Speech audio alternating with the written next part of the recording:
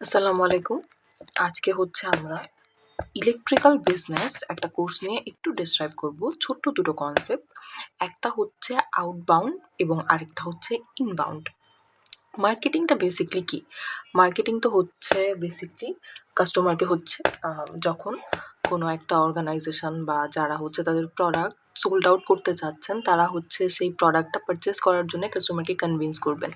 এটাই তো basically marketing, তাই তো? এখন আমরা একটা দীর্ঘ সময় যাবৎ ট্রেডিশনালি হচ্ছে করে এসেছি। যেমন ধরেন যেকোনো কিছু রেকর্ড করার ক্ষেত্রে ধরেন স্টুডেন্টস লিস্ট, অর্গানাইজেশনের মেম্বার্সদের, কাস্টমার্সদের লিস্ট সবই ট্রেডিশনালি করেছি এবং সেটা অনেক টাইম কনস্ট্যান্ট হয়েছে।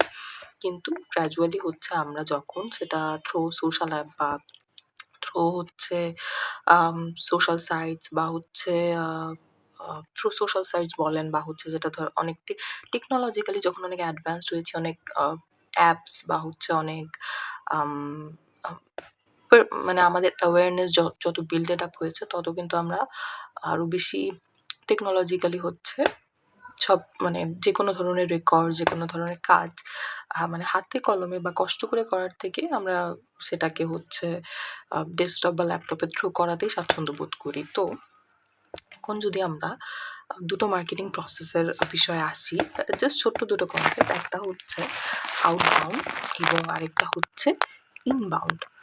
আউটবাউন্ড হচ্ছে অর্গানাইজেশন যখন কাস্টমারের কাছে আসে। অর্গানাইজেশন কাস্টমারের কাছে আসার মানে হচ্ছে, ধরেন রাস্তাঘাটে যে আমরা লিফলেট দেখছি, বিলবোর্ড দেখছি, আমরা যেকোনো একটা ইউটিউবের ভিডিও ওপেন করছি এবং সেখানে যে আমরা অ্যাডস দেখতে পাচ্ছি, যেগুলো হচ্ছে আমরা একটা ভিডিও, একটা টিউটোরিয়াল অর ধরেন একটা মুভি বা হচ্ছে একটা ড্রামা দেখতে, দেখতে randomly যখন একটা অ্যাড চলে আসছে এবং সেটা আমাদেরকে দেখতে হচ্ছে, সেটাই কিন্তু অ্যাডভার্টাইজমেন্ট এবং সেটাই কিন্তু মার্কেটিংও করা হচ্ছে এবং সেটা কিন্তু আউটবাউন্ড প্রসেস। বিকজ সেটা আপনাদের মাথায় একটু হলেও সেট করে দিচ্ছে সেই প্রোডাক্ট সম্পর্কে। এখন এত পপুলেশনের কাছে হচ্ছে যাচ্ছে এই প্রোডাক্টের নিউজটা।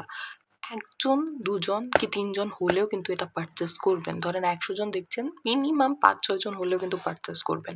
এই যে ৫-৬ জনও এই অ্যাডভার্টাইজমেন্টের থ্রু বা আ লিফলেট দেখে, বিলবোর্ড দেখে রাস্তাঘাটে এই যে লিফলেট দিচ্ছে আমাদেরকে, আমরা যখন অনেক জায়গায় যাই আমাদেরকে অনেকেই হচ্ছে যারা এই কাজটা যাদেরকে অ্যাসাইন করে দেওয়া হয় তারা যে আমাদের লিফলেট দিচ্ছেন, আমরা কিন্তু এটা মাথায় একটু হলেও আমাদের থাকে এবং সেটা থেকে তাদের ৫% হলেও বেনিফিটটা হচ্ছে এবং এটাই মার্কেটিং এর হচ্ছে উম ক্রুশাল পার্ট বা বেনিফিশিয়াল পার্ট। এখান থেকেই তাদের প্রফিটটা আসছে।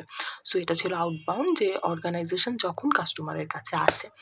আর ইনবাউন্ড হচ্ছে যখন ধরেন আপনি ধরেন মার্কেটিং হচ্ছে Facebook এর থ্রু, YouTube এর থ্রু বা সোশ্যাল অ্যাপের থ্রু, মানে ট্রেডিশনাল মেথড যদি আমি বাদ দিই, তাহলে হচ্ছে আমরা যখন ইলেকট্রিক্যালি করছি বা টেকনোলজি ইউজ করে করছি তখন কিন্তু এভাবেই করতে পারি। দিস জেনারেশন, মানে এই জেনারেশনে এভাবেই হয়।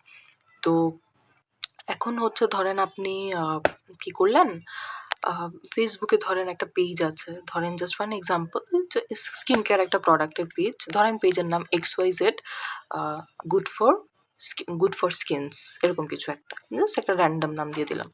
XYZ গুড ফর স্কিনস এরকম একটা নাম।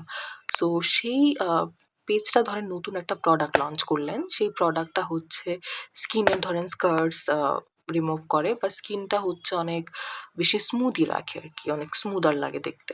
এরকম কিছু স্কিন টোন যা আছে তাই থাকবে, যে স্মুদার লাগবে দেখতে। এখন এরকম একটা প্রোডাক্ট লঞ্চ করলেন। এখন প্রোডাক্টের মার্কেটিংটা বা ওই প্রোডাক্ট নিয়ে এমন একটা পোস্ট Facebook এ দিলেন বা YouTube এও হচ্ছে সেটার এমন একটা টিউটোরিয়াল দিলেন বা Facebook এও ধরেন এমন একটা পোস্ট দিলেন যে পোস্টে খুবই আই ক্যাচি লাগলো। খুবই আই ক্যাচি পিকচার্স ইউজ করলেন তারা এবং ধরেন খুবই তাদের ধরেন ফটোশপে হচ্ছে ইলাস্ট্রেটিং এর কাজ তারা অনেক সুন্দর করে করেছেন। ইমেজ ক্রিয়েশনটা অনেক নাইস হয়েছে। প্লাস তারা ধরেন একটা ফাইল দিয়ে দিলেন, এক্সেল এর একটা ফাইল রেডি করে সেই ফাইলটা শো করে দিলেন যে কিভাবে কোন বেনিফিটটা হয় স্কিনের। সেটা খুব নাইসলি শো করছে। প্লাস ধরেন এক্সেলের ফাইল ইন আ ওয়ে, যে ধরেন মানে স্কিনের তো অনেক ক্যাটেগরি আছে। ধরেন নোজের এক ধরনের বেনিফিটস, আপনার হচ্ছে বোনস এর এক ধরনের বেনিফিটস, যেগুলো তারা সুন্দর করে এক্সেলে ফাইল রেডি করে শো করছে।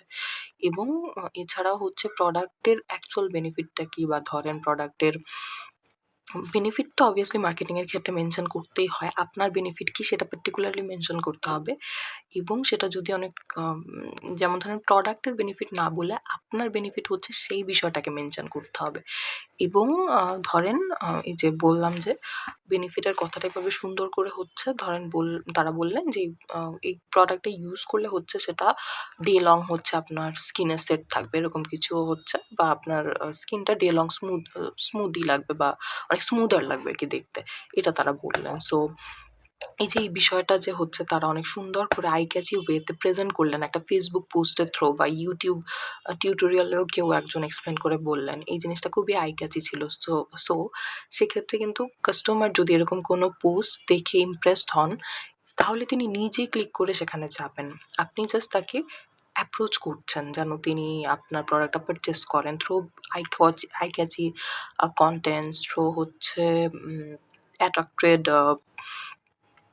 Attracted post, eye catchy contents এগুলো থ্রু হচ্ছে আপনি তাকে টেনে আনছেন। কিন্তু আল্টিমেটলি হচ্ছে তিনি যদি ইমপ্রেসড হন ফাইনালি তখন তিনি নিজে ক্লিক করে সেই পোস্টটাতে এন্ট্রেন্স নেবেন এবং এটাই কিন্তু আপনার আল্টিমেটলি ইনবাউন্ড প্রসেসটা মিন করে। সো আউটবাউন্ড হচ্ছে যখন অর্গানাইজেশন কাস্টমারের কাছে আসবে এবং ইনবাউন্ড হচ্ছে যখন আই ক্যাচি কোনো পোস্ট